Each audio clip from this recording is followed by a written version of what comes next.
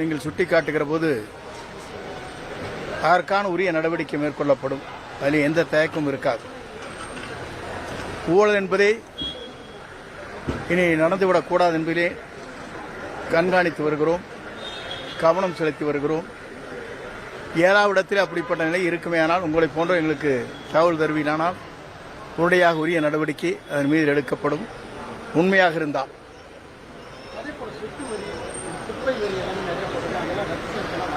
இல்லை, அதை பொறுத்தவரை உள்ளாட்சித்துறை அமைச்சரிடத்தில் கேட்க வேண்டிய கேள்வி, அவர் அதற்கான பதிலை சொல்வார்.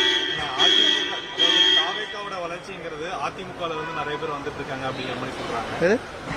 தாவேக்காவோட வளர்ச்சிங்கிறது அதிமுகவில் வந்து நிறைய பேர் வந்து இல்லை, தாவேக்காவுடைய வளர்ச்சி என்பது இந்திய நாட்டின் வரலாற்றில், தமிழகத்தின் வரலாற்றில் ஒரு இயக்கம் தோன்றி 2 ஆண்டு காலத்தில் பணநாயகத்தை முறியடித்துவிட்டு ஜனநாயகத்தை உருவாக்குவதற்கு நம்முடைய வெற்றி கழகத்துடைய தலைவர், இன்றைய முதலமைச்சர், நாளை என்றைக்கும் முதலமைச்சராக இருக்கப் போகிற நம்முடைய தளபதி அவர்களுக்கு இன்று மக்கள் வாக்களித்திருப்பது இன்றல்ல அன்றைக்கே 36% வாக்களிக்கப்பட்டிருக்கிறது.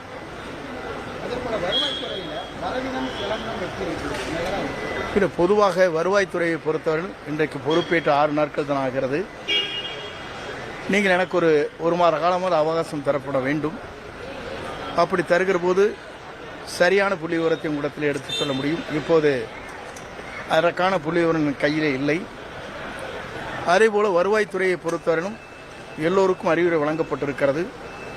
இனி ஏழை மக்களிடத்திலே பட்டாக்கள் மாறுதல் செய்வதோ, பட்டாக்கள் கொடுப்பதோ, பட்டாக்கள் அங்கே கம்ப்யூட்டரில் ஏற்றுவதிலே ஏதாவது தவறு நடைபெற்றால் என்னுடைய நேரடியான கவனத்திற்கு கொண்டு வரலாம். அதற்குரிய நடவடிக்கை மேற்கொள்ளப்படும்.